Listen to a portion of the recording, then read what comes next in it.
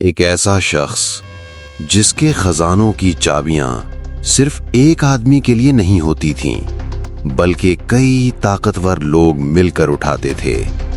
ایک ایسا شخص جو کہتا تھا، یہ سب مجھے میری عقل، میرے علم اور میری محنت سے ملا ہے۔ نہ جنگ، نہ زلزلہ، نہ آسمانی بجلی، بس زمین نے منہ کھولا اور دولت کے ساتھ انسان کو بھی نگل لیا۔ یہ کہانی تلوار کی نہیں، یہ کہانی غرور کی ہے۔ یہ کہانی ہے قارون کی، اور یقین مانو جو آگے آنے والا ہے وہ آپ کو اندر تک ہلا دے گا۔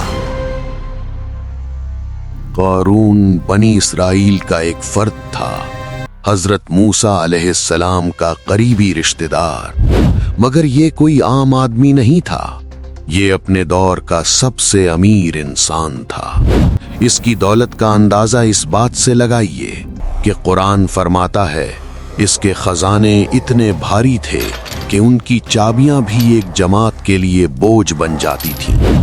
سونا، چاندی، جواہرات، گھر، محل اور عزت، ہر چیز قارون کے قدموں میں تھی، مگر اصل مسئلہ یہاں سے شروع ہوتا ہے۔ یہ دولت کسی نے مجھے بخشی نہیں، میں نے خود اپنے بل پر حاصل کی ہے۔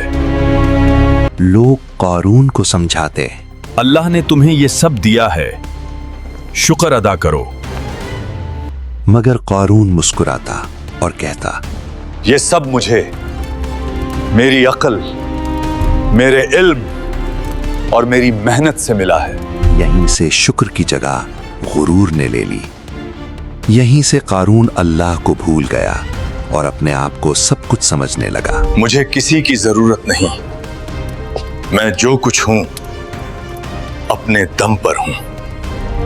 جو کچھ میرے پاس ہے وہ میری سمجھ اور میری طاقت کا نتیجہ ہے۔ حضرت موسیٰ علیہ السلام نے اسے سمجھایا، زمین پر اترا کر مت چلو، اللہ گھمنڈی کو پسند نہیں کرتا۔ اور جو تمہیں دیا گیا ہے اس سے آخرت کماؤ۔ مگر قارون ہنس پڑا۔ اس نے کہا، موسیٰ، تم مجھے دولت سکھاؤ گے؟ تمہارے پاس کیا ہے؟ اور میرے پاس کیا ہے؟ لوگ دیکھ کر کہتے، کاش ہمیں بھی قارون جیسی دولت مل جائے۔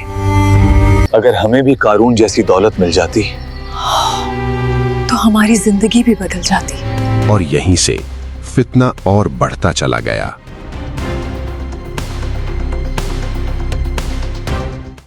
جب غرور حد سے بڑھ جائے، میں جس مقام پر ہوں وہاں کوئی اور نہیں پہنچ سکتا۔ جب شکر ختم ہو جائے اور جب نصیحت کا مذاق بن جائے، تو پھر اللہ کا فیصلہ آتا ہے۔ نہ فوج، نہ جنگ، نہ آسمانی بجلی، بس زمین کو حکم ملا۔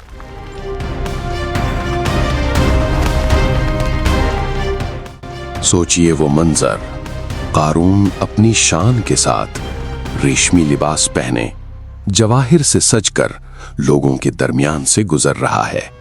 لوگ حیرت سے دیکھ رہے ہیں۔ یہ کیسی شان ہے ٹور؟ انسان اتنا بھی امیر ہو سکتا ہے؟ اور اچانک زمین لرزتی ہے۔ پہلے ہلکی سی درار، پھر ایک چیخ، پھر پورا زمین کا سینہ پھٹ گیا۔ قارون، اس کا محل، اس کا خزانہ، اس کی شان، سب کچھ زمین کے اندر گھستا چلا گیا۔ وہ چیختا رہا، مجھے بچا لو، مگر اب نہ دولت کام آئی، نہ علم، نہ غرور۔ کچھ ہی لمحوں میں قارون زمین کے اندر ہمیشہ کے لیے دفن ہو چکا تھا۔ نہ کوئی قبر، نہ کوئی نشان، صرف ایک سبق और लोग जो कल कहते थे कि काश हमें कारून जैसी दौलत मिल जाए, आज कहते थे अल्लाह का शुक्र है कि हम कारून नहीं हैं। अच्छा हुआ जो अल्लाह ने हमें उस रास्ते से बचा लिया।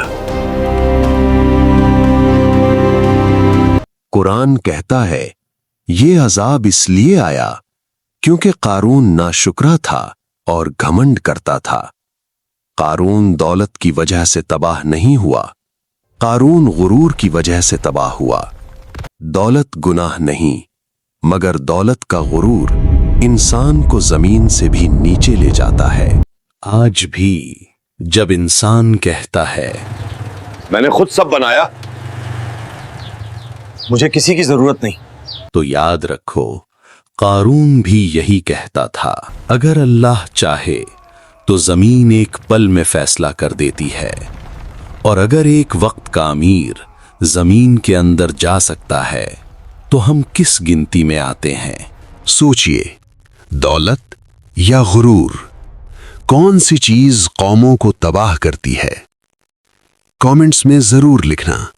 वीडियो को लाइक करो, चैनल को सब्सक्राइब करो।